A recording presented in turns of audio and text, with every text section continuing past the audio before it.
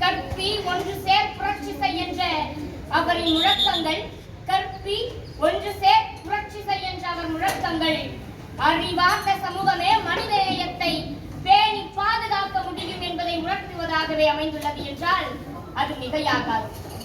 சட்ட புத்தகம் என்பது வெறும் காகிதம் அல்ல, அது ஒவ்வொரு இந்தியர்களுக்கும் அளிக்கப்பட்ட சமத்துவ உரிமை என்பதை நாம் அனைவரும் மனதில் கொள்ள வேண்டும், நாம் அனைவரும் நினைவில் கொள்ள வேண்டும். தொட்டால் தீட்டு பார்த்தால் பாவம் என பிதற்றிய பித்துக்களுக்கெல்லாம் சித்தம் தெளிய சுட்டரிக்கும் சுடராய் அன்று நம் அண்ணல் அவர்கள் ஏற்றிய தீபம்தான் இன்று இச்சிறுமியாளின் வார்த்தை வரிகள். எனவே என் அன்பு தோழமைகளே, நம் அண்ணனின் வழியில் நடந்து நாம் பல சரித்திரங்கள் படைப்போம்.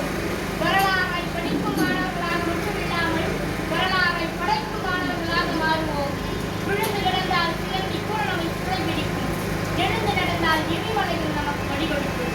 முடியாது என்று நினைத்து விட்டால் மூச்சு காற்று நின்றுவிடும், முடியும் என முளைத்தெழுந்தால் மூளைக்கு மின்சாரம் கிளப்பெடுத்து இயற்கையை பின்பற்றினால் எண்ணியவாறு நடக்கும் இடையூறுகள் இறுதியாக ஒன்றை மட்டும் கூறிக்கொண்டு நான் இடம் சாட்டினேன். தீயவை தீய பயத்தலால் தீயவை தீயினும் அஞ்சப்படும். நாம் தீய செயலை செய்வதற்கு முன்பாக தீயை பார்த்தால் தீ என்று எப்படி அஞ்சுவோமோ அப்படி அஞ்ச வேண்டும். எனக்கு சமூகமே, ஒரு